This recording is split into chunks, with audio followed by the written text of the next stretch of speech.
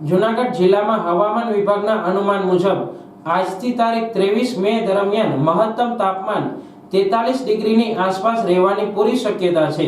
Heatwave અને લૂથી રક્ષણ મેળવવા વારંવાર પાણી પીવું જરૂરી છે। આહારમાં તીખું, વધુ પડતું પ્રોટીન અને વાસી ખોરાક લેવાનું ટાળવું હિતાવહ છે। જૂનાગઢ આપત્તિ વ્યવસ્થાપન તંત્ર દ્વારા શહેરીજનોને હીટવેવથી બચવા માટે જરૂરી કાળજી લેવા માટે અપીલ કરી છે। હીટવેવ અને લૂથી રક્ષણ મેળવવા માટે બહાર જતી વખતે પાણીની બોટલ સાથે રાખવી, પુષ્કળ પ્રમાણમાં પ્રવાહી પીવા જોઈએ, જેમ કે લીંબુ શરબત, છાશ, નારિયેળ પાણી અથવા અન્ય પ્રવાહીનું સેવન કરવું, તાજા ફળો અને શાકભાજી ખાવા, તીખું ખાવાનું ટાળો તેમજ આહારમાં વધુ પડતું પ્રોટીન અને વાસી ખોરાક લેવાનું ટાળો। ચા, કોફી અને સોડાવાળા પીણા પર નિયંત્રણ રાખો।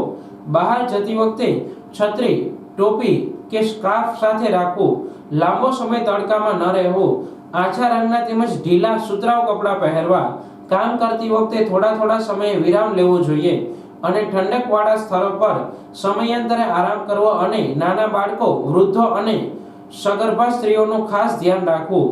લૂ લાગવાના લક્ષણોમાં ગરમીની અકળાયો, વધુ પરસેવો થવો, અશક્તિ લાગવી, માથાનો દુખાવો, ચક્કર આવવા, ચામડી લાલ, સૂકી અને ગરમ થઈ જવી, સ્નાયુઓમાં દુખાવો અને અશક્તિ આવવી, ઉબકા અને ઉલટી થવાનો સમાવેશ થાય છે।